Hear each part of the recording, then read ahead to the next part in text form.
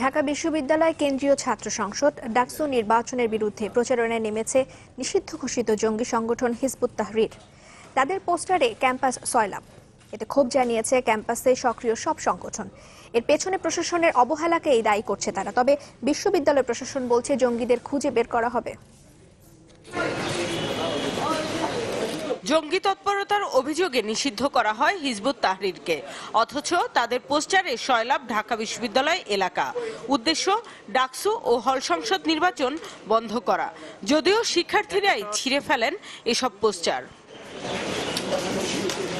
Hizb ut তাহরীরের এই তৎপরতায় ক্ষুব্ধ সব ছাত্র সংগঠনই। এর পেছনে প্রশাসনের অবহেলাকেই দুষছেন নেতারা। ঢাকা বিশ্ববিদ্যালয় প্রশাসন তো নজর দিচ্ছেই না, তাছাড়া আইন অনুযায়ী যেহেতু নিষিদ্ধ, আইন শৃঙ্খলা বাহিনীর সদস্যদেরও এই ব্যাপারে নজর দেওয়া উচিত। নানাভাবে এদেরকে যেমন দমন করা দরকার, সাথে সাথে শিক্ষার্থীদের মত প্রকাশের সুযোগ তৈরি করা দরকার, যাতে শিক্ষার্থীদের মধ্য থেকে এই ধরনের সাম্প্রদায়িক শক্তির বিকাশ ঘটতে না পারে। এখানে নিষিদ্ধ আছে, ধর্মভিত্তিক যে কোনো ছাত্র সংগঠন নিষিদ্ধ আছে।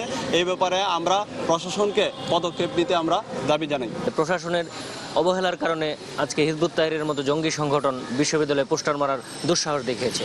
আমরা যতদূর দেখেছি সেগুলো আমরা আমাদের ছাত্রলীগের কর্মীদের মাধ্যমে সেগুলো ছিঁড়ে ফেলার ব্যবস্থা করেছি।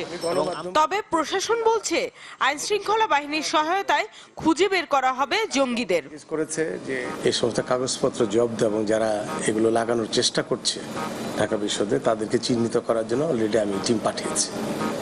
এটি একটি যে নিষিদ্ধ ঘোষিত কোনো সংগঠন যেটি বিশ্ববিদ্যালয়ের তরফ থেকে আছে, তাদের কোনো রাজনৈতিক কাজ করার সুযোগ এখানে নেই। নির্বাচন সামনে রেখে ক্যাম্পাসে চলছে জোর প্রচারণা। আচরণবিধি অনুযায়ী মাইকের ব্যবহার এবং চলাচলের পথ আটকে মঞ্চ তৈরি নিষিদ্ধ থাকলেও এর ব্যত্যয়ও ঘটেছে। মধুর ক্যান্টিনে সংবাদ সম্মেলন করে স্বতন্ত্র প্রার্থী আব্দুল আলিম তার ইশতেহার তুলে ধরেন। আরেক স্বতন্ত্র প্রার্থী আসিফুর রহমানকে সমর্থন জানিয়েছে শামসুন্নাহার হল স্বাধিকার স্বতন্ত্র পরিষদ।